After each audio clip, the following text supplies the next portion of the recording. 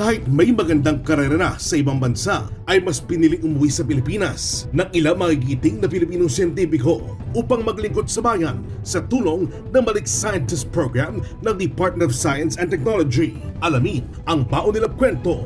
Kilalanin sina Dr. Jose B. Cruz Jr., Dr. Doralyn S. Dalisay, Dr. Rigoberto C. Advincula, Dr. Gonzalo C. Serafica.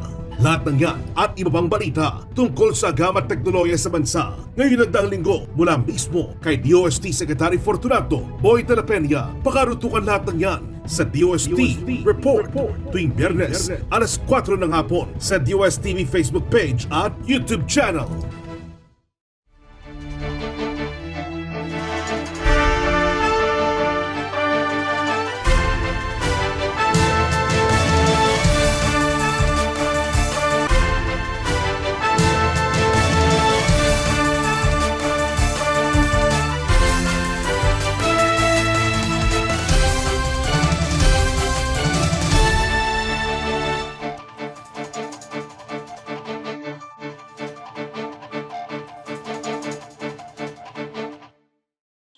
Magandang araw Pilipinas, tutok na dahil oras na para sa mga napapanong balita tungkol sa agam at teknolohiya sa bansa. Makialam at makibalita dito sa DOST Report. Ako po si Orin Miranda, ang inyong kapatid sa ibabuwid, at kasama po natin ang kalihim ng kagawaran ng agam at teknolohiya, ang nag-iisang DOST Secretary Fortunato de la Peña. Magandang araw po, Sekboy. Magandang araw naman, Onin, at magandang araw sa ating mga taga-subaybay. Dahil po sa kagustuhan natin makikahit pa ng mas maraming Pinoy scientists na nasa ibang bansa na umuwi dito sa Pilipinas, nag-imbita po mga kaibigan si Secretary Boy ng ilan pang mga balik scientists upang ibahagi ang kanilang karanasan sa paglilingkod sa bayan. Pero bago yan, makibalita muna tayo sa mga update sa science and technology programs sa bansa. Narito po si Secretary Boy.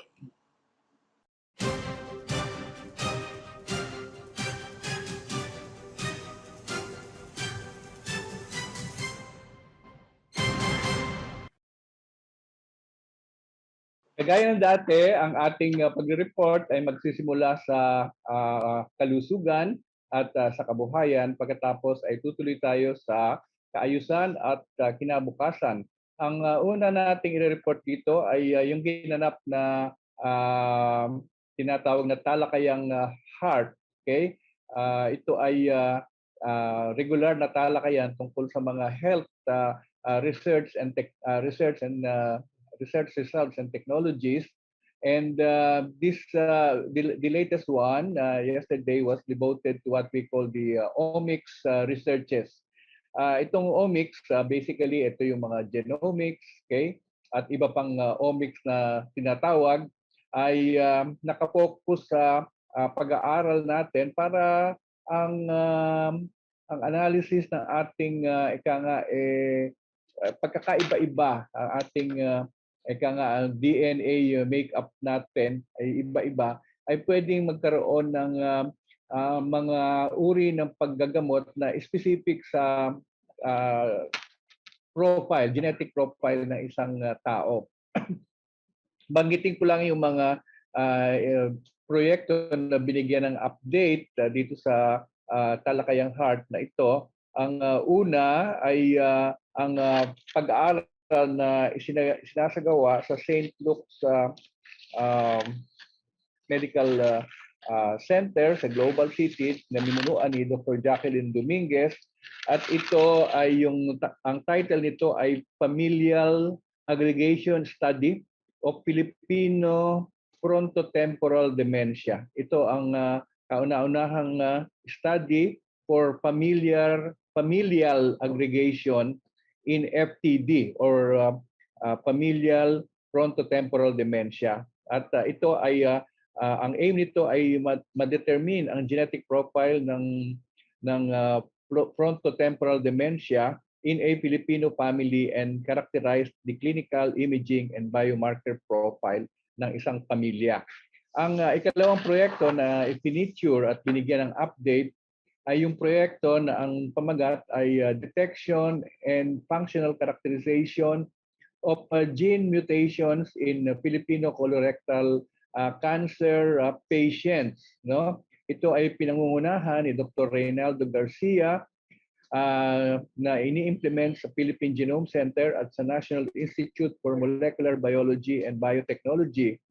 At yung isang bahagi naman ito ay pinamumunuan ni Dr. Eva Maria Cochonco de la Paz ng National Institutes of Health. Overall, ang program na ito ay naghahangad na ma-screen ang mga mutation sa genes na involved sa downstream signaling pathways in colorectal cancer patients. Okay?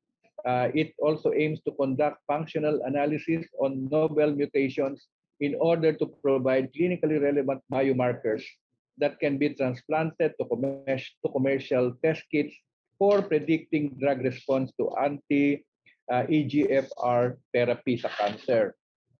Ang pangatlong proyekto ipinitsyo naman ay pag-aaral na isinasagawa sa University of Santo Tomas at pinamumunuan ni Dr. Maria Ruth Pineda Cortel. At ang pamagat ng study na ito ay blood and placental gene expression in gestational diabetes mellitus.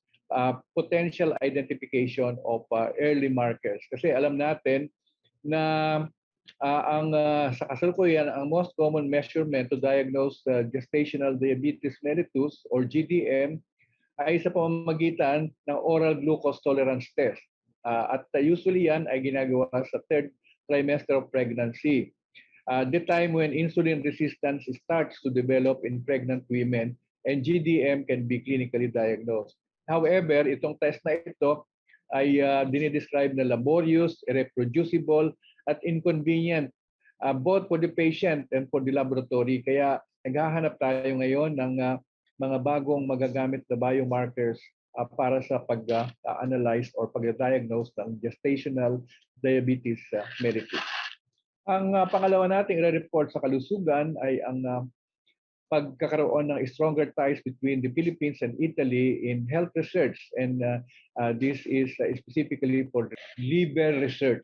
On August 18, a tripartite memorandum of understanding was forged between the DOST Philippine Council for Health Research and Development or PCHRD, the University of the Philippines Manila, and the Fondazione Italiana Fegato or FIF. FIF, Italy's leading organization in the management of liver diseases and other medical fields. The partnership focuses on addressing liver-related concerns and challenges through joint research, exchange of scientists and researchers and experts, and the much-awaited establishment of the Philippine Liver Network and Center. The third report under Kalusugan is that our locally developed RX box is now in 5 provinces of the Cagayan Valley. Our DOST Region 2 held the users training as part of the delivery of our RX boxes. The so-called super user training na isinagawa nila on RX box for our rural health units and hospital personnel in the region. Of course, this is done via Zoom, and it was held on August 19, 2021. The SUT aims to train participants from the different identified 34 sites in the 5 provinces in the Cagayan Valley region to have both the domain expertise and technical know-how about the RX box. A total of 152 participants from 24 rural health research units in Region 1, in Region 2 attended the first part of the 2-part training course. And the first part focused on the theoretical background for the RX box, while the second part focused on the discussions on how to operate the RX box device.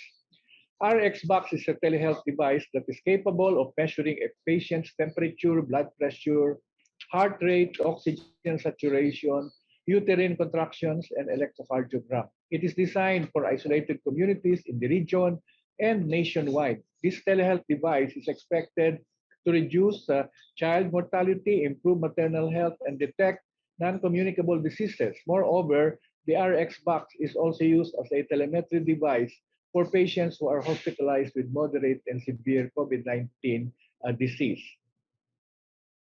Now, we also have this report coming from Northern Samar.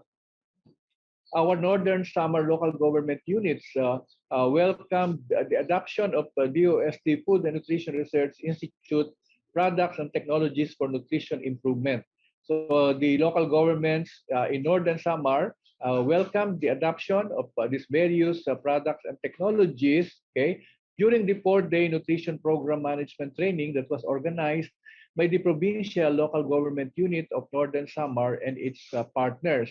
On our part, the DOST Region 8, through the Provincial Science and Technology Center for Northern Samar, presented various technologies developed by the Food and Nutrition Research Institute, such as the complementary feeding program, particularly for 6 to 35-month-old malnourished children, utilizing our DOST complementary food production.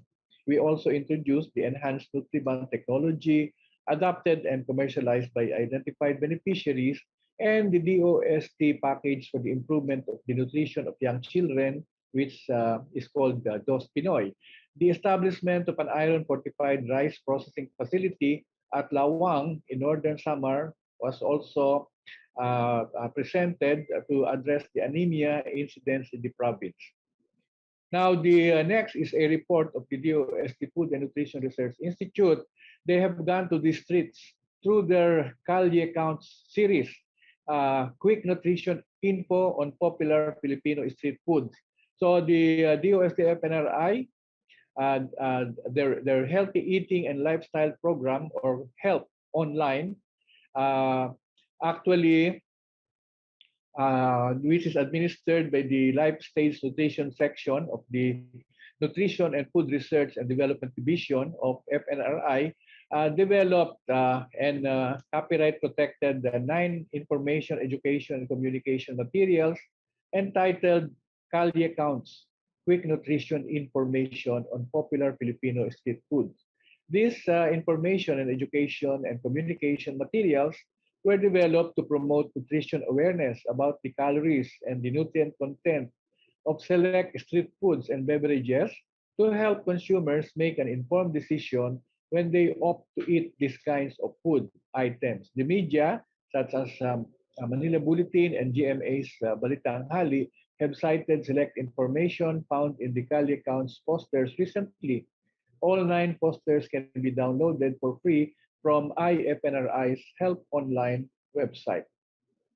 The last in the Kalusugan report is that the DOST Food and Nutrition Research Institute conducted a training last August 16 to 18, 2021 on meal management and safe food handling for Magsaysay Institute of Shipping. Okay, outputs of the meal planning workshops were checked if it followed the Pinggang Pinoy, while food safety workshop outputs serve as a guide to ensure that food safety protocols are followed during operation. This is part of FNRI's service to industry.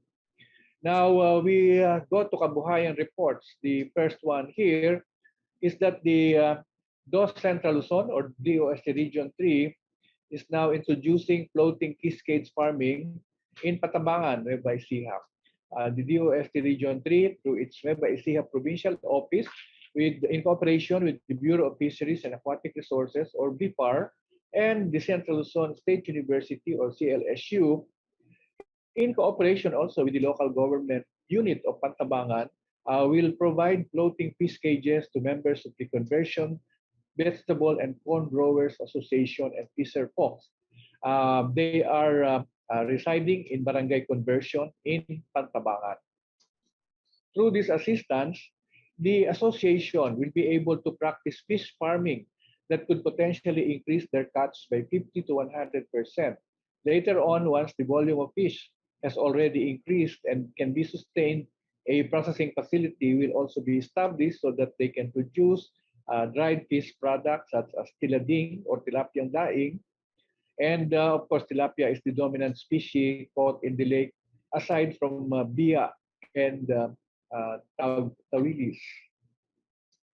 The next report comes from DOST Region 4A or DOST Calabarzon, and this is regarding their support to the community-based organic fertilizer production by the upland farmers in Liliu, Laguna.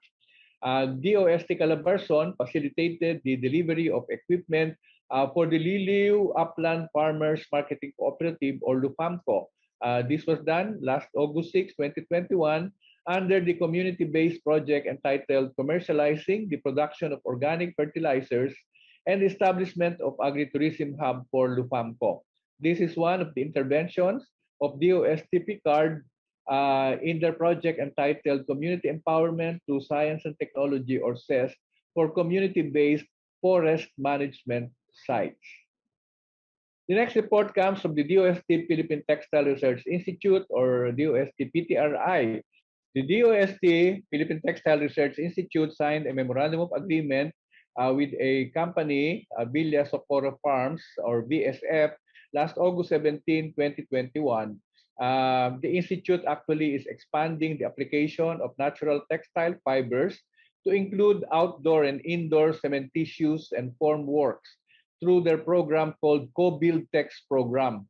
Under this program, DOST PTRI will provide the Villa Socorro Farms with knowledge and technical training on the conversion of banana pseudostem to natural textile fiber.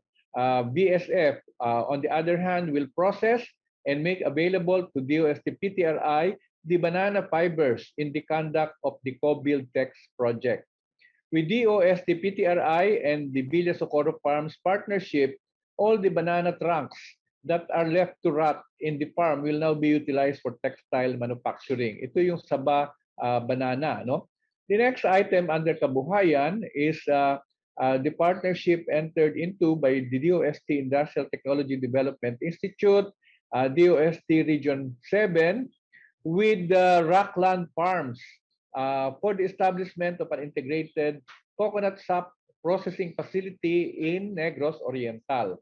So DOST ITDI and the DOST Region 7 have recently signed a memorandum of agreement with Rockland Farms situated in San Jose, Negros Oriental to assist the company in setting up a facility for producing natural sweeteners from coconut sap. Coconut sap sweetener is a premium product marketed towards people with diabetes and health-conscious individuals because of its lower glycemic index than cane sugar. Implementation will start in October. The next report is also an agreement, and this is the DOST Forest Product Research and Development Institute entering into technology licensing agreement with one Palawan-based MSME and another which is a Makati-based MSME. The DOST FPRDI has signed technology licensing agreements, one with the Palawan-based A26 Furniture, which will adopt the Institute's 5,000 board feet furnace type lumber dryer. The company actually sells lumber but plans to expand into wood furniture production and the production of doors and door jambs. So the FPRDI's system is an assurance that they will produce quality furniture and other woodworks. Now, MIRDC, or the Metals Industry Research and Development Center, in partnership with the DOST Region 12 and the Mindanao State University General Santos City, have partnered to put up a Metals and Engineering Innovation Center in General Santos. As one of the country's top producers of engineers, the Mindanao State University General Santos City campus will potentially house the Metals and Engineering Innovation Center in Region 12. This is initiated by the DOST Metals Industry Research and Development Center, or MIRDC. This facility actually will enable the university to design and fabricate various types of machinery and equipment. That would support the needs and requirements of the agricultural and industrial companies located in the Soc-Sargen region. The next report comes from our DOST Caraga.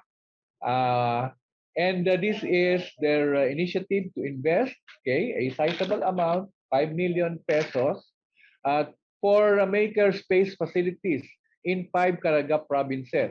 So they are investing this for the establishment of innovation and maker spaces in Agusan del Sur State College of Agriculture and Technology, or ASCAT.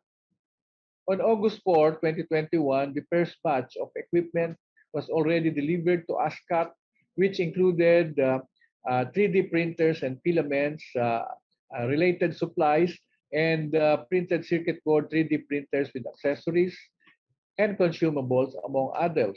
So upon the completion of the delivery of equipment, DOST Caraga will now conduct the training and provide technical assistance to the faculty members and students who will use the facility. DOST Caraga implemented this innovation and maker spaces, or iMake project, okay, because of their belief that through these innovation hubs or maker spaces in the 5 provinces in the regions, the facilities could facilitate the generation of new ideas and innovations to provide innovative solutions to pressing industry needs and problems, and to develop the innovation culture in that region. Now, the next item under Kabuhayan is a project between the DOST Philippine Council for Agriculture, Aquatic, and Natural Resources Development in partnership with the Marinduque State College. And this is the establishment of a semen laboratory to ensure supply of good quality semen for native pigs. So to sustain the genetic improvement of the Marcaduque native pigs, the DOST Picard supported the establishment of a semen laboratory at Marinduque State College to ensure supply of good quality semen for the institutional nucleus herd, as well as for the private adopters of the Marcaduque native pigs. This laboratory was established under the Marcaduque Native Pig R&D projects, which are under the DOST NICER program. To date, the Marinduque State College nucleus herd has a population of 90 sows and 9 boars, which are of the genetically improved Marcaduque pigs. Records show that 50% of the sows are now producing 10 or more piglets per liter. So this is an increase in the number of piglets per liter. In addition, 40 sows have been distributed to farmers within the community to start the testing of these pigs' performance in the field. This inventory of breeders, coupled with their significantly improved prolificacy, is expected to jumpstart the multiplication and eventual commercialization of the Marcaduque pig. To utilize and commercialize the tangible outputs of R&D, different native pig meat products such as lechon and longanisa have been promoted. Application of DNA marker aided selection has recently been started to hasten the improvement of the productivity and the meat quality of the Marcaduque pig. That completes the report on kalusugan at kabuhayan. Maraming salamat po, Sec Boy. Maraming pambalita tungkol sa gamit teknolohiya ang ibabagi po sa atin ni Secretary Boy sa magawalik po yan ng DOST Report.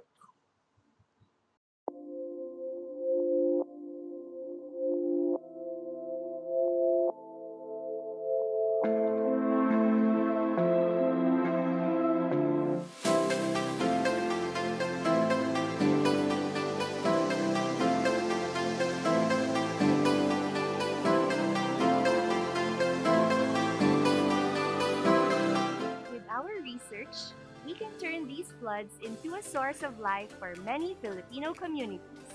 Instead of being destructive forces, excessive rains can be used for hydropower, irrigation, and domestic use.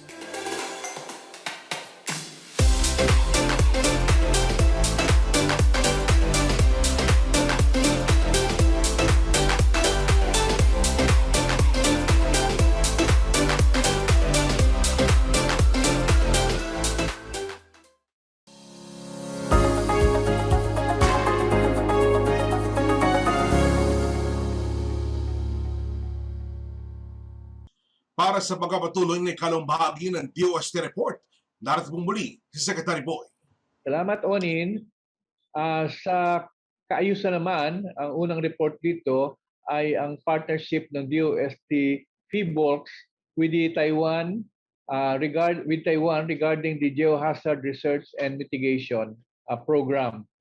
So our Undersecretary Renato Solidum, who is also the officer in charge of PHIVOLCS, signed the Memorandum of Understanding on Geohazard Research and Mitigation under the collaboration of the Manila Economic and Cultural Office, or MECO, and the Taipei Economic and Cultural Office, or TECO. This was signed on August 23, 2021, and this Memorandum of Understanding will serve as the framework of cooperation between PHIVOLCS and the Central Weather Bureau of Taiwan to monitor and mitigate the potential impacts of earthquakes, tsunamis, and other similar hazards along the Manila subduction zone. The next report on kaayusan is coming from DOST Caraga, and this is regarding their upgrade of the disaster risk reduction and management facility in a disaster-prone area, and this is in Habonga, Agusan del Norte. So in the pursuit of attaining disaster resiliency for the communities in Caraga, the Provincial Science and Technology Center of Agusan del Norte turned over one unit of a 65-inch smart television set and 2 units of high-end laptop computers to the LGU of Habonga, Agusan del Norte for the purpose of upgrading its disaster risk reduction and management facility. The equipment shall serve as an advanced repository for DRRM-related data at the Emergency Operations Center of the municipality. With larger storage capacity and high-speed processors, it will be utilized for faster data generation from various systems connected to the municipalities' disaster prevention and mitigation projects, particularly for the local government unit information dissemination system, for the flood event visualization and damage estimation system, and for the light detection and ranging or LiDAR system. With the availability of this upgraded ICT equipment, the local government unit can now easily access online reports and maps, early warning systems, including real-time updates from weather and earthquake monitoring stations and advisories from the regional DRRM Council. Next, on kaayusan is a report from the DOST Philippine Council for Agriculture, Aquatic, and Natural Resources (R&D), wherein together with the Marinduque State University, they highlighted the need for nationwide reef monitoring system through citizen science. According to them, the country needs to establish a nationwide reef monitoring system with updated data to be used by our policymakers and resource managers in managing our coral reefs. Being an archipelagic country with so many reefs to be monitored, a lone agency will not be able to conduct such monitoring. Hence, it is important to develop and build on the capacities of the community to monitor their reef areas. This is where the role of citizen science, a public participation in the processes of scientific research comes into play. DOST Picard recently approved the project entitled Capacity Building on Reef Assessment and Coral Taxonomy. This is already the second phase to initiate citizen science monitoring of coral reefs through capacity building initiatives like this training. The project will be implemented by De La Salle University. Now we go to the last K, which is kinabukasan. And the first report here comes from the National Research Council of the Philippines, wherein they have approved a research project to map the Philippine music industry. And RCP has approved a new policy research on the Philippine music industry in support of the proposed House Bill 8101 for the Philippine Creative Industries Act. This House Bill was filed by Pangasinan's 4th District Representative Christopher de Venecia, and it pushes for the promotion, protection, and improvement of the creative economy where music and the performing arts are important sectors. The project, entitled Música Pilipinas, Research and Mapping towards understanding, scoping, and defining the Philippine music industry, this new policy research project aims to provide a comprehensive baseline of the economic performance of the Philippine music industry of the country and the specific structure of its players, transactions, and creative and production dynamics. It also intends to identify prospects and challenges for an effective reference on cultural policy to be utilized in the process of building a more vibrant and dynamic Philippine music industry. The leader of the project is Dr. Maria Alejandra Chua, a member of the NRCP Division of Humanities, and this study will produce a comprehensive mapping, scoping, and defining of the Philippine music industry to provide an analysis of the country's uh, music market. Okay. The next item is a report regarding NRCP's Back to Basic episode on remote learning without internet or Wi-Fi. So in their Back to Basic webinar held last August 24, a member of NRCP, Associate Member Dr. Rodney Kahimat, okay, who is a faculty member of Nueva Vizcaya State University, discussed a technology that can be used in remote learning even without internet or Wi-Fi connection. Like most teachers, Dr. Kahimat has been flexible and innovative in finding ways to deliver and maintain quality education. He went back to an old technology that most of the 1919 babies used during their teenage years, which is a non-internet-based communication. This is called teleconferencing, which technically means a meeting through a telecommunication medium.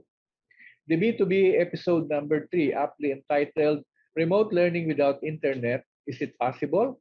Dr. Kahimat explained that teleconferencing that links people between two or more locations by electronics can be done. And the students of today may have known advanced ways of learning, but teleconferencing could help teachers and students to continue learning without the restriction of connection to internet. The last item is a report wherein two of us from the DOST served as judges in the county level semifinals for the 3M Inspired Challenge last August 24. The 3M Inspired Challenge welcomes great ideas in innovation, sustainability, and technology to create a more positive world and add value to their company's business and customers. The entries came from all courses of study, coming from Singapore, Malaysia, Indonesia, Thailand, the Philippines, and Vietnam. The challenge takes place across two stages. The first stage, or the county level semifinals, will see students face off against their local peers in a live judging panel. Winners of this stage will get a cash prize of $1,000, okay, with the title of county champion. And then the county champion will then proceed to the second stage, known as the regional level finals, to compete against other county champions. And the winning team will be given a take-home of $2,000 cash prize. That ends my report for this week on the 4 case Onin. Maraming salamat sa ating mga taga-subaybay. Maraming salamat po, Sec Boy, inyong natunghayan ng Science and Technology Update sa bansa para sa linggo ito. Sa aming pong pagbabalik, kilalanin natin ang ilan pa sa mga magigiting na Balik Scientists ng Department of Science and Technology para sa huling yugto ng Balik Scientist Special Feature. Sa pagbabalik po yan ng DOST Report.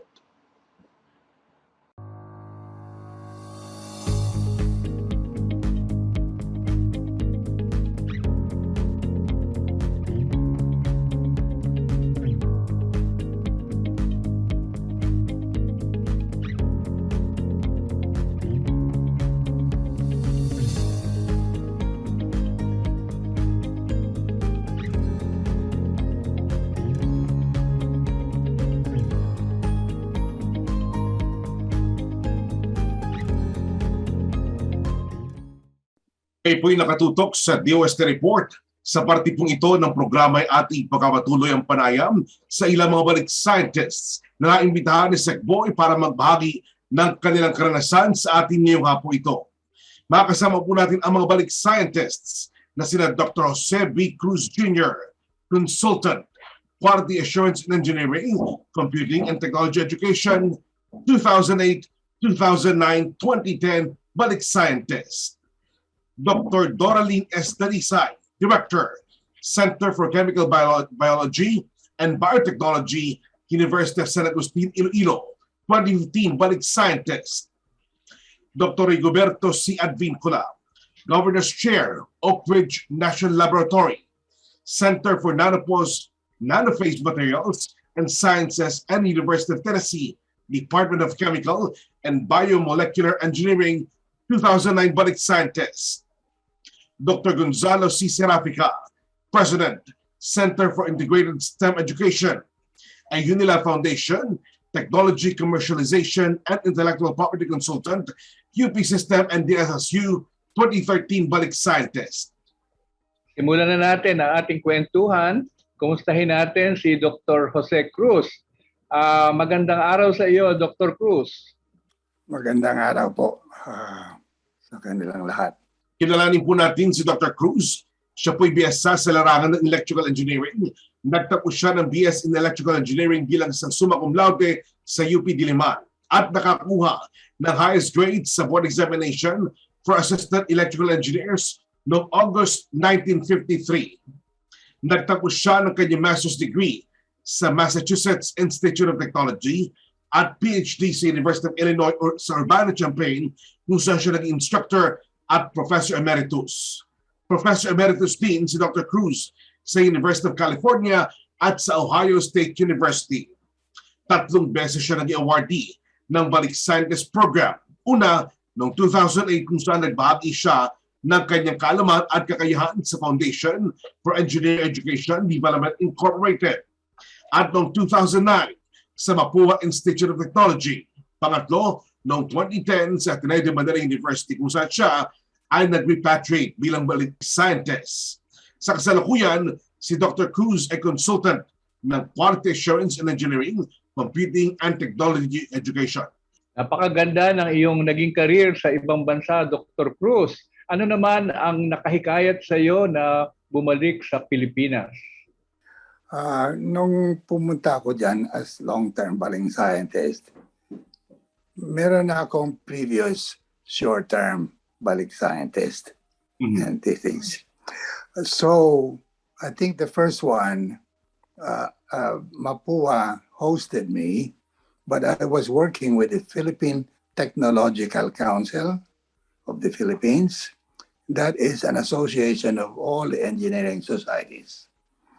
And they were going to apply for provisional membership in the Washington Accord.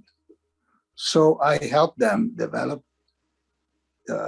documents and all the necessary paperwork so they could apply to become a provisional member. And in fact, they became a provisional member of the Washington Accord. So based on that, I thought I could help beyond that to help various universities with the accreditation process. But in addition, I explored around, and my area of research is really multiple stakeholders in a complex society. And De La Salle had some research work going on already. So I collaborated with them and that resulted in a few papers that I co-authored with the group there. So after that, I decided I'll go for real long-term Balik Scientist. And I was hosted by Ateneo de Manila. Toby Dairit was my host, who was Dean of Science at the time. And so he asked me to teach a graduate level course on multiple stakeholders and game theory. So I did that, and I suppose that I influenced many of the graduate students and many of their advisors as well. So, but I continued my collaboration with De La Salle because they already had some work going on. And I was hoping that after that collaboration, we could involve Ateneo and eventually UP. So in research on multi-stakeholder systems where many entities have interest in the system, and it's complex. And the question is, how do you analyze or determine the strategies for each one of them? So that's how I got interested there. One of the faculty members listening to me talked to me after the class and said, there's a private university that is interested in talking to you as Balik Scientist. And so I did go talk to that university. And as it turned out, they had bigger needs, namely accreditation, which dovetailed with my previous interests. And so that resulted in helping that university attain accreditation from the US organization ABET. So in a way, since I did not have the opportunity to have a permanent employment with an organization, the next best thing would be to have some part-time consulting to assist in other ways. But in any case, I decided to stay for good. So that was the long-term Balik Scientist program. And so the moment that was gratifying to me was when a faculty member there, Celso Co, actually, Dr. Celso Co, who was contact with a private university. Actually, it was the Technological Institute of the Philippines, led to more than just employing a Balik Scientist. They actually wanted me to help them with accreditation. So I did that, and I did other things later with Batangas State University. So we have many accredited programs in the Philippines for which I was a resource person. Talagang hindi po manatawaran ang pagiging makabayan ng ating mga Balik Scientists, gaya ni Dr. Cruz. Base po sa inyong karanasan dito sa bansa, paano po ninyo may sasalarawan ang science and technology ecosystem dito sa Pilipinas? So the ecosystem in systems is budding and growing, and hopefully it will spread to several universities. And I think that has happened.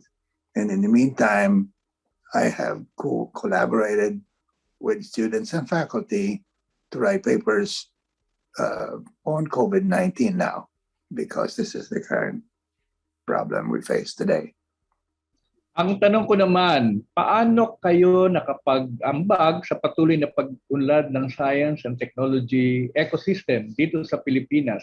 Ano ang inyong maituturing na highlight ng iyong pagiging Balik Scientist, Dr. Cruz? You know, in COVID-19, the intervention is either social distancing, wearing masks, staying at home, etc. So all of those are interventions. But what we have is so-called adaptive intervention.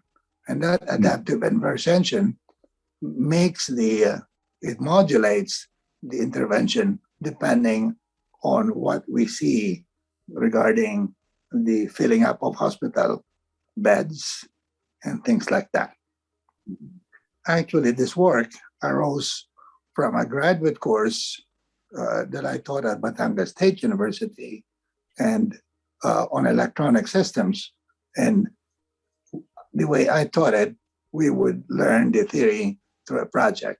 And the project we chose was controlling COVID-19. So this is a bunch of PhD students in electronics. And our project was really about COVID-19. So after the class, we submitted a paper for publication, and it's out, Philippine Science Letters, 2021. So I would say for the last 10, 12 years, I guess I have been working through NAST, through research fellowships on various aspects that would address many of the problems faced by society. Another area that I had worked on is advocating that the Department of Transportation shift some of the transportation modes like diesel and internal combustion engines, not only for private cars, but for public transportation like buses.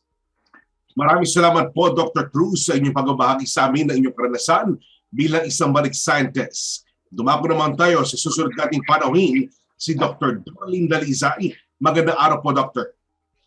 Magandang araw din sa iyo, Sir Onig, and to Sec Boy, may magandang hapon din po sa iyo. Apo. Si Dr. Dalizay po ay besa sa larangan ng microbiology at chemistry. Nagtapos po siya ng BS in Pharmacy sa University of San Agustin sa Iloilo City bilang isang cum laude. Kumuha ng Masters of Science in Biology sa UP Visayas at nagtapos ng PhD in Microbiology sa University of South Wales sa Sydney, Australia.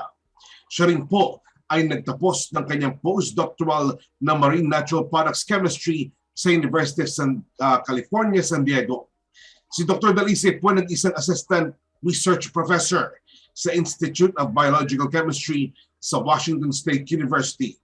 At meron siya US patents gaya ng new hemiforboxazole, a compound useful for treating fungal infection, which is Candida albicans or cancer, which is colon cancer or breast cancer, at US patent para sa hemiforboxazole, a derivatives and methods of their use. Naging balik scientist po si Dr. Dalizay ng 2015 sa University of San Agustin at West Visayas State University sa Iloilo City.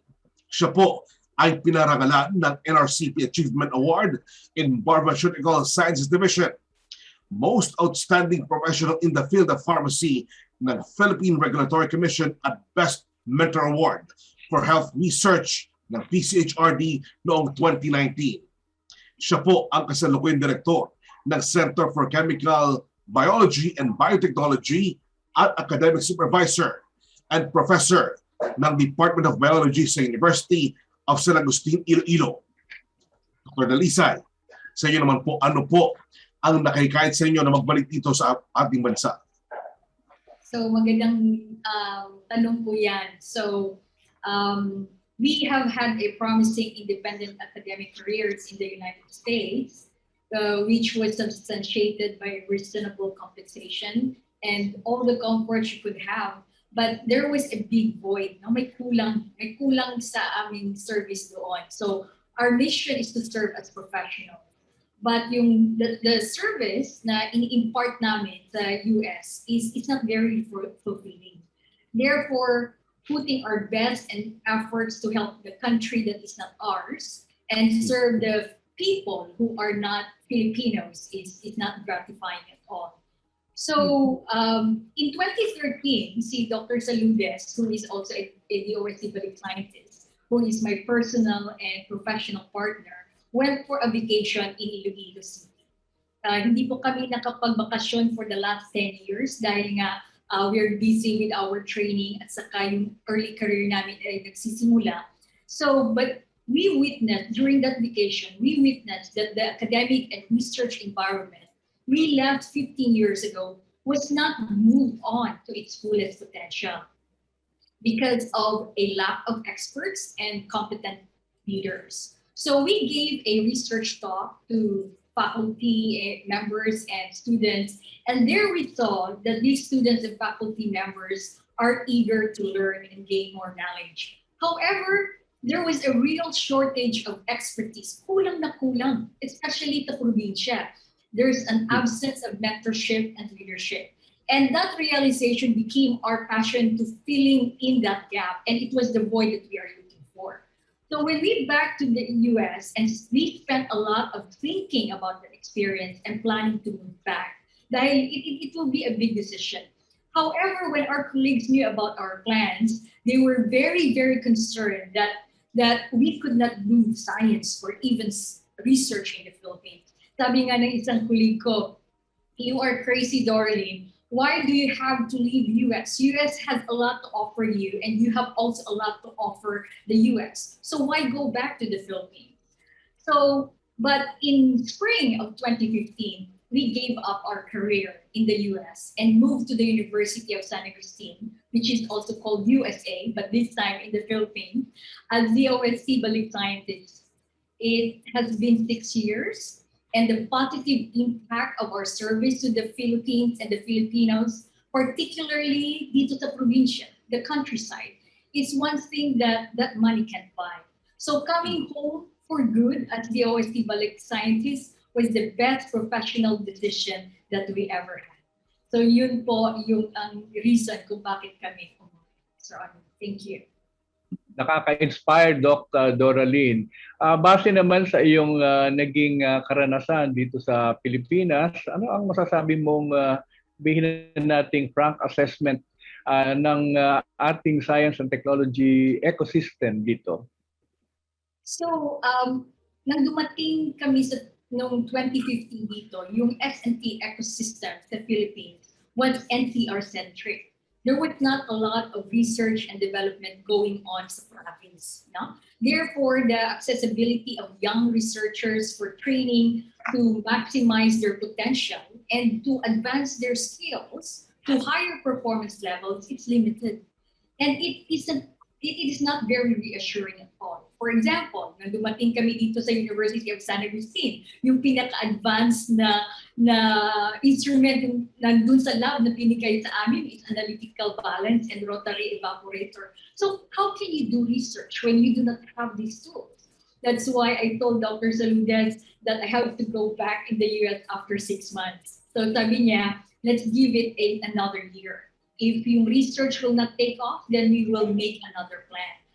However, in the last 5 years na nandito po kami sa Pilipinas, we received a nurturing environment and unwavering support from the University of San Agustin and the Department of Science and Technology, which empowered us to be instruments for building a community of researchers dito po sa probinsya.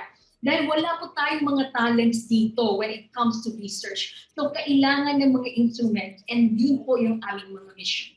So when we first started our research here in USA, we only had 4 researchers cramped in a very small lab. But now I'm very proud that we have the state-of-the-art research facilities here in Iloilo City. And one center is called the Center for Chemical Biology and Biotechnology, in which I am a founding director.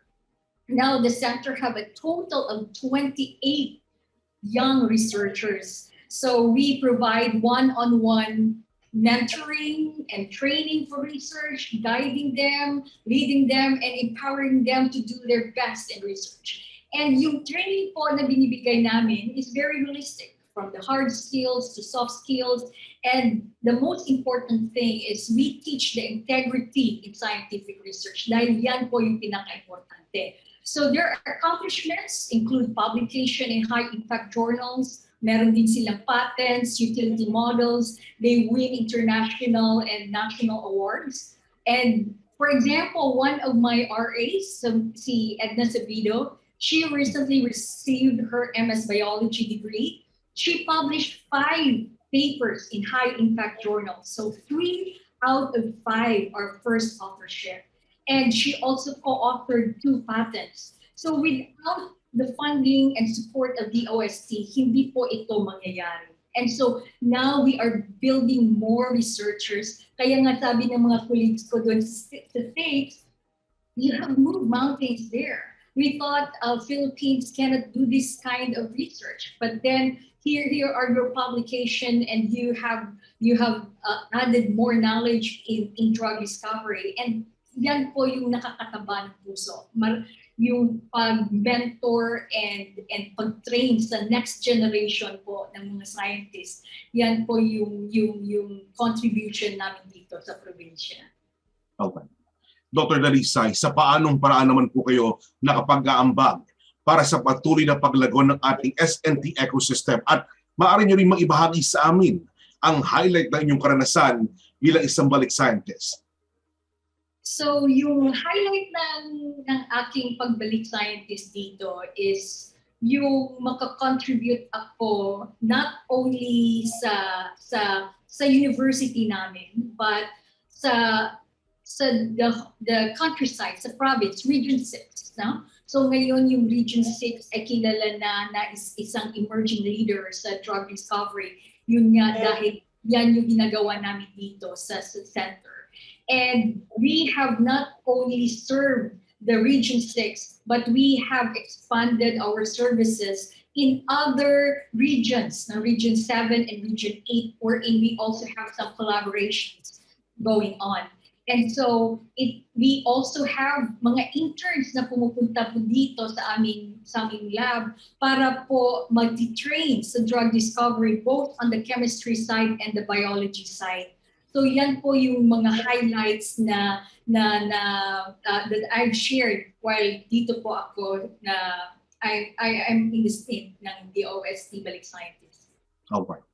Maswerte po ang ating bansa dahil po meron tayong mga magigiting na scientist tulad po ni Dr. Dalisay. Maraming salamat po, Dr. Dalisay. Susunod naman po, isa pang magiting na balik scientist, si Dr. Gilberto Advincula. Magandang araw po, Doctor.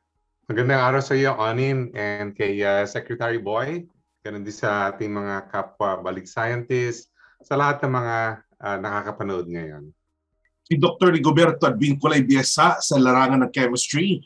Nagtapos po siya ng bachelor's degree in chemistry sa UP Diliman at kumuha ng doctorate degree sa chemistry sa University of Florida. Siya po isang research professor sa Case Western Reserve University. Siya po isang fellow of the American Chemical Society, fellow of the Polymer Science and Engineering Division, fellow of the Polymer Chemistry Division. Noong 2013, pinarangalan po siya ng Herman Mart Scholar Award. Noong 2018, nahalal siya maging bahagi ng National Academy of Science and Technology. Siya po'y naitalaga na maging kabilang sa World Economic Forum, Advanced Materials Council. Hawak niya po ang maraming visiting professor positions, may gaya po sa Waseda University sa Japan. Siya po'y editor ng MRS Communications at Reactive and Functional Polymers. Si Dr. Advincula ay nakapaglathala ng 465 publications, 13 patents at 10 provisional applications. Naging balik scientist po noong 2009 sa University of the Philippines, Diliman. Sa kasalukuyan, si Dr. Advincula ay ang Governor's Chair ng Oak Ridge National Laboratory, Center for Nanophase Materials and Sciences sa University of Tennessee sa Knoxville. Dr. Advincula, isa ka sa pinakamatagumpay na Pilipinong scientist sa ibang bansa. Ano ang nakahikayat sa iyo na bumalik dito sa ating bansa, sa Pilipinas, para ibahagi ang iyong mga kaalaman at kakayahan? Maraming salamat sa inyong question, Secretary Boy, and it's my privilege indeed to impart and share my experience being a balik scientist in the Philippines. So, ano yung mga reasons ko na bumalik sa Philippines at magbalik scientist? I've actually been going back to the Philippines since I left for graduate school almost every year. And I can't believe that I made that trip yearly. So I saw a lot of changes, a lot of opportunities that improved over time. And I decided at one point in my career na magandang bumalik sa Pilipinas at makatulong naman. anyway, it's giving back to what I've been given and opportunities that I started with. So yun lang, it's the first important point is giving back to our country, to our kapwa Filipinos, and I made it a point to spend some time at the University of the Philippines, our alma mater. And yung mga bisita ko dyan, I also made a point to visit other institutions and companies and of course DOST. The other reason na bumalik ako dyan is since I have a growing research group, I'm looking for the best people, talented people that I can impart my research knowledge and mentor as PhD students. And in fact, that was very targeted. That was something that I endeavored to train young Filipino scientists and engineers and give them opportunities to do research, discover their talent, and perhaps come back to the Philippines. And indeed, matagumpay naman yung aim na yon. And through the years, I've mentored about 25 Filipino students, both PhDs and short visiting scholars. Batid po sa inyong karanasan, Dr. Edwin Cula, ano po ang inyong masasabi tungkol sa science and technology ecosystem dito sa Pilipinas? Well, ngayon, maraming opportunities talaga to do research and contribute and to train people. I would say there are several pillars na kailangan sa science and technology ecosystem sa Philippines para maging sustainable. For me, number one is people, training good people, imparting knowledge, skills to talented people who are willing to put their careers in the STEM ecosystem. The second opportunity, I think, is because of the investments, both in infrastructure, which I mean not just the building, but the research infrastructure, instrumentation, grant funding, different types of collaborations. I think those opportunities have come a long way and is to a path that it will become sustainable. Hopefully, each administration sees this as a constant need and a constant opportunity.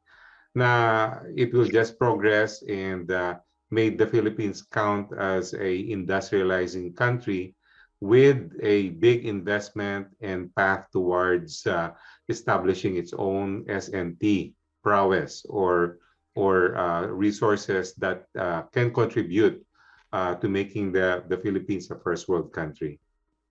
Ano naman ang masasabi mo naging contribution mo, Dr. Gobet, para sa paglago ng ating science and technology ecosystem at maaari mo bang i-share ang mga highlights ng iyong karanasan bilang isang balik scientist dito sa atin? That's a very good question, Secretary Boy. In fact, I'm consistent in saying that the best experience I have really are the people, are the students, are the colleagues, the fellow scientists, professors that I've met and collaborated through the years. Number one yun kasi we were all relational people. In fact, that is the secret of Filipinas. We relate and we collaborate and magkakaibigan tayo. Now, in terms of patuloy na paglago ng Pilipinas, I would say opportunities. Give our kababayans many opportunities, whether it's access to the best equipment, best mentors, institutions abroad. In fact, because of the opportunities that I can contribute, not by going full-time, kagaya ng ating balik scientist na si Dr. Dalisay, at least in my own way, whenever I visit and spend some time, I can contribute by even bringing them to my lab in the US and training them, and then of course encouraging to go back. So I think the latest highlight I have, and I have visited and contributed in many DOST, ERDT programs, CHED programs. The highlight really was the establishment of AMSEN, which was years in the making. It started with training scientists in my lab, not only DOST scientists and engineers, but also several former graduate students. And eventually, the DOST saw it as an investment to the Philippine government to have our own advanced and Additive Manufacturing Center. So I'm very proud of this center. I'm very proud of our people and the engineers and the different divisions that established this. So I'm very hopeful and very confident that this will contribute a lot to our S&T ecosystem. Ngayon naman ay makakasama natin si Dr. Gonzalo Serapica. Magandang araw sa iyo, Dr. Al. Magandang hapon, Secretary Boy. Si Dr. Serapica po, mga kaibigan ni Biesa sa larangan ng cellulose technology. Siya po ay nagtapos ng BS Chemical Engineering sa St. Louis University sa Baguio City at kumuha ng master's at doctorate degree sa Chemical Engineering sa Rensselaer Polytechnic Institute. Mayroon po siya mahigit 20 years of experience pagdating sa technology commercialization at intellectual property expansion. Co-founder po siya ng Silos Corporation at naging Vice President for Research and Development at Vice President for Intellectual Property and Technology ng nasabing kumpanya mula 2005 hanggang 2012. Gumagawa po siya ng mga microbial cellulose-derived medical devices gaya ng permanent implants as brain patch or dual substitute, soft tissue replacements and adhesion barriers, artificial skin or advanced wound dressing for treating chronic wounds. Si Dr. Serapica po, mga kaibigan, ay mayroong 10 US granted patents at mahigit 20 international granted patents. Dito po sa Pilipinas, naging Balik Scientists awardee si Dr. Serapica noong pong 2013. Naging Technology Commercialization and Intellectual Property Consultant siya sa UP System at DLSU. Naging consultant din po siya ng DOST PNRI at DOST ITDI at Senior Advisor ng USAID Stride Program at na po presidente ng Philippine American Academy of Science and Engineering noong 2017. Noong nakarang taon, nailal po si Dr. Serapica na mapabilang sa National Academy of Science and Technology Philippines. Sa kasalukuyan, patuloy pong pagtulong at paggabay ni Dr. Serapica sa mga Filipino scientists sa pag-commercialize ng kanilang mga research at develop technologies. Dr. Al, gusto ko namang marinig ang iyong kwento. Ano ang nag-udyok sa iyo na iwanan ang magandang career sa ibang bansa para bumalik dito sa atin sa Pilipinas at mag-share ng iyong kaalaman? Maraming salamat sa tanong mo, Sec Boy. Actually, may maiksi akong sagot dyan eh. Dito ako kailangan. Yun ang aking... at sa tingin ko naman naroon naman akong pwedeng itutulong sa mga ating kababayan. Pero ganito yung nangyari talaga. Umuwi ako dito. Taon-taon din ako umuwi, katulad ni Govet. Kasi yun ang promesa ko sa nanay ko noong 1996. Na nagsimula ako ng kumpanya, baka sabi niya, sobrang busy ka na, hindi ka na makauwi. Hindi, pangako po, Mami, uuwi ako every year if I can. And natuloy naman po at nakapag-asawa ako ng Pilipina, kaya tuloy pa rin ang aking pag-uwi noong 2003. Pero kinausap ko po yung ating mga kaibigang Pilipino na scientist sa PAASE na nandito. Sila, umikot po ako. Tamang-tama naman po, noong 2012, matatapos na po yung aming kumpanyang benta at meron po akong window para mag-decide kung anong bundok bang tatahakin mo susunod. So umuwi ako dito at kinausap ko dyan sa DOST po, sa USEC, Ami at saka si Fisher Director Geb at that time, sila VP Giselle at saka si PAEP sa UP, si Brother Ray Laguna sa DLSU, at tama-tama rin naman sila Gloria sa USAID as well. We're all looking at the ecosystem of the S&T. And every time I tell them my story, my elevator pitch, ito ako, I'm Al Serapica, I started a company, ran it for 17 years, do you want me to help me with your research and technology? And they all said yes within minutes of that conversation. And then I think the main part is nag-present po ako sa PAASE sa Lawag, 2013. And tinanong ko, ilan sa inyo dito ang scientist? Sila, mga 100 ho sila. Ilan sa inyo ang gustong maging, ilan sa inyong inventor? Sabi nila, karamihan, inventor. Ilan sa inyo gusto magamit at magkaroon ng malaking impact yung mga ginagawa nyo? Lahat sila. Ilan sa inyo alam? Walang nagtaas ng kamay. Nung ko nalaman at may pangangailangan po talaga sa technology commercialization sa ating mga kababayan. Hindi lang sa rehiyon, hanggang dito po sa atin sa UP, sa Lasal, lahat po ng dekalidad na science institutions ng ITBI, PNRI, lahat po ay gusto pero nangangailangan din ng tulong na matulungan. Yun po. Kaya nga pa, sagot ko, dito ako kailangan at tingin ko may maitutulong po ako. Yun ang pinaka-exciting sagot. Salamat. Dr. Serafica, pero batay po sa inyong karanasan, ano po ang inyong masasabi tungkol sa science and technology ecosystem dito po sa Pilipinas? Nung bumalik ako dito, that was around 2013, maganda na po yung patakbo. Lumalaki po yung budget natin under Secretary Montejo at that time. At lumalawak na rin po yung mga interest natin sa science and technology. Nagsisimula na rin po yung mga interest natin sa mga advanced research. Pero ang kulang po, yung ating startup environment at technology commercialization ay hindi pa nabubuo. Hindi pa po natin tinitingnan na masyado kung ano yung impact and utilization using private sector funding.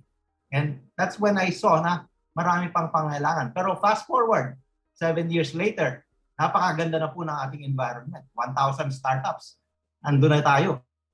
Pagdating po sa patenting, sa amin po sa UP at sa Lasal, hindi na lang po nabibilang ng kamay yung inyong mga patent filing kada taon. Nasa 50, mahigit na po sa UP ang ating na-file at dumadami rin po sa Lasal. Ganun din po yung mga spin-off companies natin. So nandun na po yung mga umpisa, mga buto. Pero kailangan pong lumaki at magbunga. Doon tayo kailangan tumuloy magdilig nitong mga bungang ito. At ang kailangan po natin ay ang private sector, ang industries to start adopting some of these research and technologies so that they can become sustainable and scalable. And I think that's where my next stage of my battle is. I've been very close to the business community for all these years because my wife's family is very influential in that sector, being the chairman of Makati Business Club, my father-in-law. And I've been asking them exactly what would it take for them to adopt these technologies. And I'm still trying to package our various research and activities in order for them to be able to bite and fund and make it scalable for bigger impact. Ang ano ko po ko dyan is, science po dapat hindi lang pinapakinabangan ng husto, kundi pagkakakitaan din natin dapat. Andun po ay nakikita ko po ang gobyerno na napakasigasig naman po simula kay Secboy sa pagpalaganap ng ating kaalaman at funding sa mga rehiyon itong mga nakaraang 5 taon. At ganin din po sa mga batas. Nandiyan na po ang Innovation Startup, nandiyan na po ang Philippine Innovation Act, nandiyan na po ang Balik Scientists Act. Na-interview po ako ng mga kongreso nung a month ago about it, kung anong mga epekto niyan. Nandiyan na po, private sector at industry na lang kailangan pakisama sa ating crusade para tuluyang mapakinabangan at mapagkakitaan ng science and technology sa ating bansa. Alam ko, Doc Al, na marami kang naging kontribusyon para sa paglago nitong ating science and technology ecosystem dito sa ating bansa. Maaari ka bang magbigay ng mga specific na halimbawa at ano naman ang naging highlight ng iyong karanasan sa pagbalik mo dito sa Pilipinas? Marami po tayong napuntahan kasi tamang-tama po yung dating ko ng panahon ng 2030, nagsisimula po ang USAID stride na $32 million. And dito po ang DOST ramping up their funding at a very high double-digit rate. And nandiyan din po ang UP at Lasal at ang mga PAASE na very active in trying to promote science and technology. So, naging focus ko po talaga ang technology commercialization gamit ng intellectual property to be able to attract private funding for some of the research that we're doing. So, nandiyan po yung ating training na Philippine Innovation Entrepreneurship Core, which is a model for adopted from the US called I-Core ng NSF. Na nakapag-train na po tayo ng 20 teams in 2018 and 2019. But ito po yung umpisa ng ating ginagawa sa technology commercialization katulad ng invention disclosure as early as 2014 po na naparami ng ating patent filing sa UP and sa Lasal. Nandiyan din po ang mga ginawa natin sa mga regional sectors na may mga magandang sciences katulad ng Iloilo kasi nandun si Doralyn saka sa Cagayan de Oro MSU-IIT rin po ay kasama sa aking Balik Scientists with Jinky Bornales and Chancellor Socarno Tanggol na talagang nagkaroon ng mga spin-off companies very early on in their development. So talagang interesado po ang ating mga scientifico at mga inventor na magkaroon ng gamit at pagkakitaan at sa kanilang mga ginagawa. And natupad po yung kanilang mga pangarap itong mga nakaraang 5 taon. Kaya nakakatuwa rin po na napakarami na po tayong mga startups. Ang pinakamalaki po dyan yung aming unang spin-off. Kilala niyo po si Raul Vistura sa MTech sa UP. Kaya kasasama ko lang po siya kaninang umaga sa IBET naman ng Lasal. Pinag-uusapan namin po anong nangyari sa kanya. Siya po yung aking ituturo na hindi na lang ako yung natututo. Na meron na pong mga taong marunong na talagang nagpalaki ng kanilang mga kaalaman para maging negosyo sa Pilipinas. So tapos na po ako. Pagdating doon, ito na lang pong ating mga local na kumpanya naman ang tinutulungan ko para mabuo po natin at matulungan din po natin sa ASEAN. Kasi po, hinikayat ako ni Jimmy Montoya sumama sa ASEAN Diagnostic Hub kasama ang A-Star at Indonesia. Ngayon po, baka gamitin yung ating dengue kit ni Raul sa Indonesia.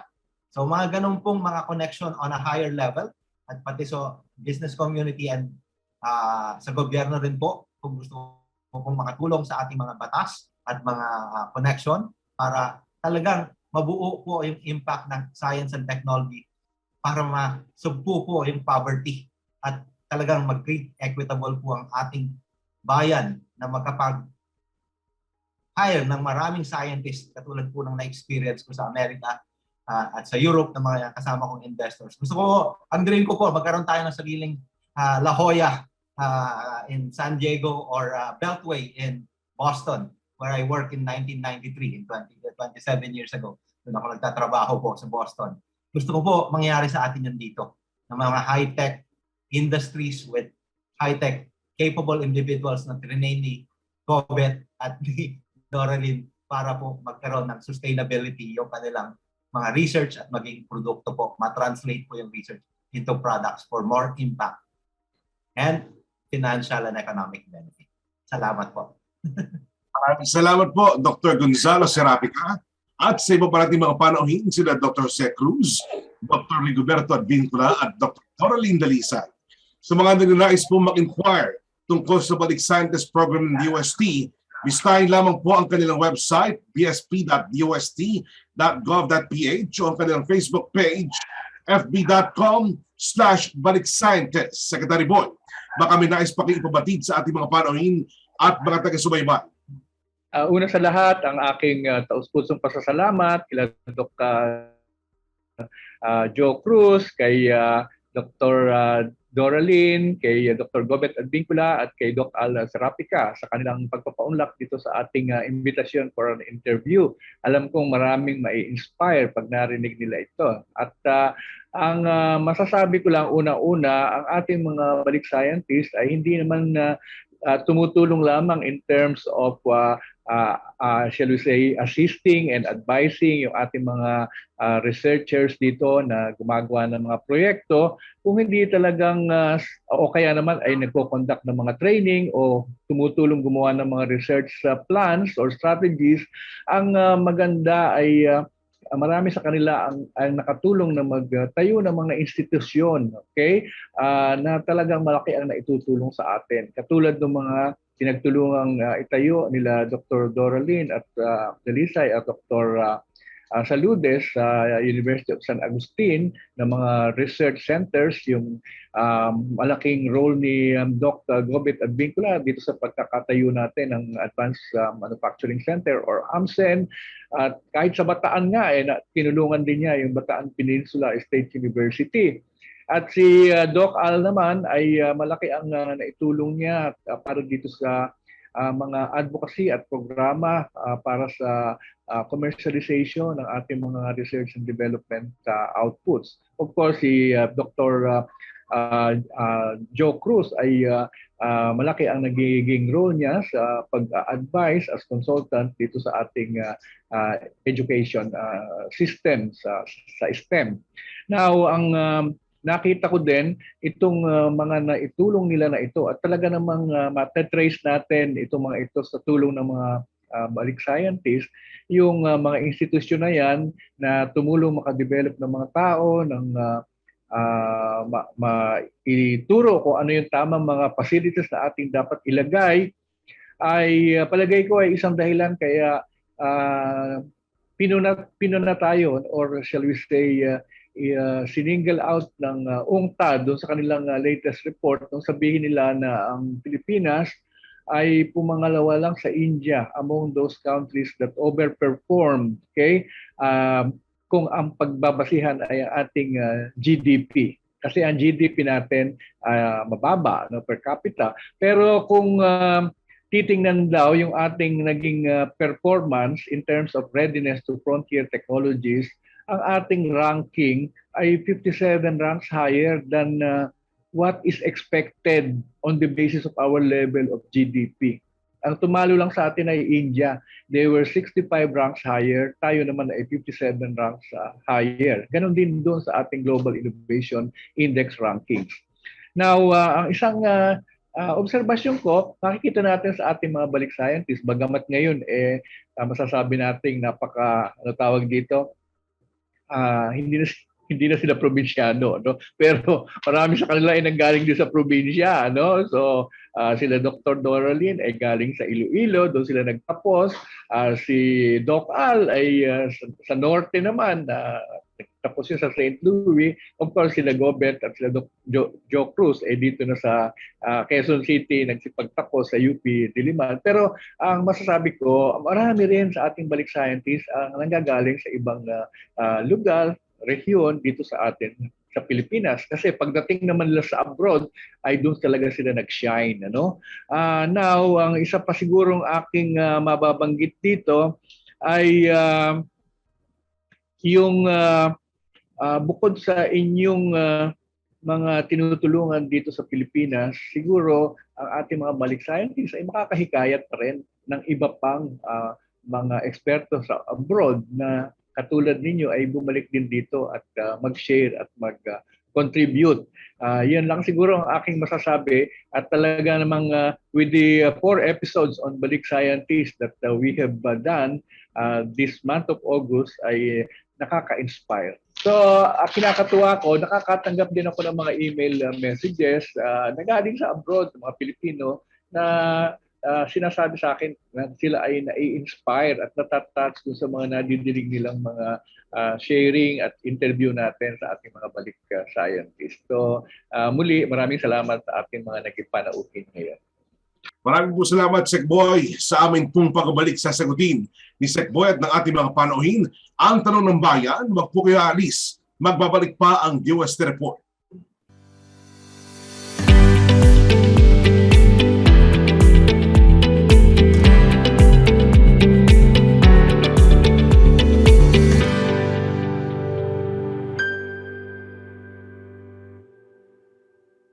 Oras na para sagutin ni Secretary Boy ang tanong ng bayan para po sa unang katanungan mula kay Marlene Gumabon ng Bridge Talk Magazine online at Alma Ochitorena, Publisher and Editor of News Syndicate Digest, Papi Luzon Director. Do our Balik Scientists have unlimited financial support from the DOST? Also, kindly expound on the 500,000 monetary incentive given to each Balik Scientist. Okay, definitely hindi unlimited ang ating resources, ano? Pero sinisiguro namin na bago pumunta rito yung Balik Scientist, okay, ay may nakahanda ng resources para doon sa kanyang plano na inaprubahan din namin na gagawin niya, at nakahanda na rin yung host institution na kung saan siya maglalagi, ano? Kuminsan hindi lang isang institusyon, ano, kuminsan hinahati ng Balik Scientist ang oras niya sa iba't ibang institusyon. Ang amin lang na i-offer diyan yun nga, yung funding na kailangan, kung ano yung gagawin niya habang nandito siya. At nandun din yung very basic, shall we say, amenity, merong per diem na binibigay base sa UN rates. And yung sinasabi mong 500,000, yun parang cash incentive, pero ang pagkakaalam ko iyan ay ibinibigay pag tapos na yung engagement, ano? Parang ika nga pagbibigay ano tawag dito, recognition or pasasalamat dun sa kanyang na-contribute. Kung ang itatanong ninyo kung comparable ba yan doon sa mga binigay ng mga kapitbansa natin nung sila ay mang-akit ng mga kanilang mga citizens na bumalik sa kanilang bansa, medyo ang masasabi ko, maliit yang ating mga incentives. Kung ihahambing halimbawa sa kung ano yung in-offer ng Korea, ano yung in-offer ng Taiwan, doon sa kanilang mga pagbabalik scientists na mga citizens nila. Pero bagamat ganoon, natutuwa nga kami dahil bali-bali ang benepisyong ibinibigay ng Balik Scientists na pumupunta rito sa atin. Alright. Ito naman itanong mula po kay Julie Fernando ng Radyo Agilat Net 25. Ano po bang bagong aspeto ang dapat na magpalakas ng gobyerno para maparatiling may nagbabalik scientist sa bansa at masuportahan ang kanilang mga ginagawa? Sa tingin ko ay kailangan makita ng ating mga balik scientists na maganda ang ating plano dito sa ating bansa, ang ating science and technology plan, at kailangan nakikita nila na yun nga, katulad ng mga tanong ko kanina, yung ating ecosystem ba ay nakahanda na para doon sa mga pag-introduce ng mga tinatawag nating kaalaman, yung mga frontier technologies na kailangan natin para tayo ay maka-catch up at makakompete. Ano? At siguro, the rest ay makikita natin na yung mga experience naman ng mga nauna ng mga balik scientists katulad ng ating mga in-interview ngayon ay nakakabigay incentive or inspirasyon sa kanila. Katulad ngayon, yung pagbabalik dito ng unang 7 balik scientists galing sa Amerika, sa England, sa UK at sa Australia para tumulong doon sa ating pag-set up ng Virology Science and Technology Institute ay nakakatuwa kasi 7 agad sila na dumating at na-meet ko na noong August 13. At inaasahan natin na meron pang ibang darating at hindi lang naman para doon sa virology, para din sa ibang mga aspeto. Alright. Tanong naman po mula kay Divina Pastora Reyes ng Ulad Bayan, NCR News Weekly. Para po kay Dr. Doralyn Dalisay.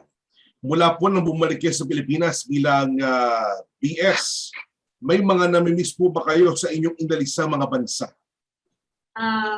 Yung namimiss ko doon sa US when it comes to research, anything that you need, yung mga kailangan mo sa lab, kung yung experiment mo hindi nag-work, ka lang sa Sigma Aldrich the following day or in the afternoon, nandun na yung chemical na kailangan mo. Yan yung kinamimiss ko doon.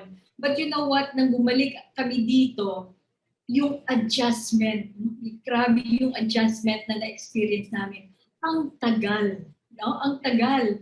But now we are used to it at alam na namin yung game plan. So meron kaming game plan na whenever we have an experiment, alam na namin kung kailan darating yung mga chemicals na yan. So hinanda talaga lahat namin na mga research. Kaya hindi po yan na didelay yung mga results namin sa mga experiment dahil hinandaan po yan namin at saka we learn how yung the logistics dito sa Pilipinas. So yan yung isang bagay na na-miss ko doon sa Amerika. Another thing na na-miss ko rin nang dumating kami dito is yung easy communication, yung collaboration na hinahanap namin, no? Sa mga scientists, because doon mismo sa university, grabe yung collaboration from one college to another institute. So nang dumating kami dito dahil probinsya, wala kaming kausap na mga scientists. So yan yung namimiss namin. But then nang may Balik Scientists na convention, doon marami kaming na-meet, marami kaming network, nakilala namin si Dr. Al, at doon nakita namin, wow, ito pala, we can do collaboration here and we can exchange emails, and now yung network namin dito sa Pilipinas is malaki na, and then we are enjoying it po. Maraming salamat. Muli po, maraming salamat Secretary Boy at sa ating mga panuhin, Dr. Jose Cruz, Dr. Rigoberto Advincula, Dr. Doralyn Dalisay at Dr. Al Serafica. Mga kaibigan, abangan nyo rin po ang Expert Talk online tuwing Miyerkules at Bantay Bulgad tuwing Webes alas 5 ng hapon kasama si Jel Miranda sa DOST TV Facebook page at YouTube channel. Mas marami pang balita mula sa mundo ng siyensya at teknolohiya ang ating pag-usapan. Kaya tutok lamang kayo tuwing Biyernes alas 4 ng hapon dito sa DOST TV Facebook page. Ako po si Oling Miranda. Ito ang mga balitang may kinalaman sa siyensya at teknolohiya para sa bawat Pilipino straight from the S&T Authority ng bansa. Ito ang DOST Report.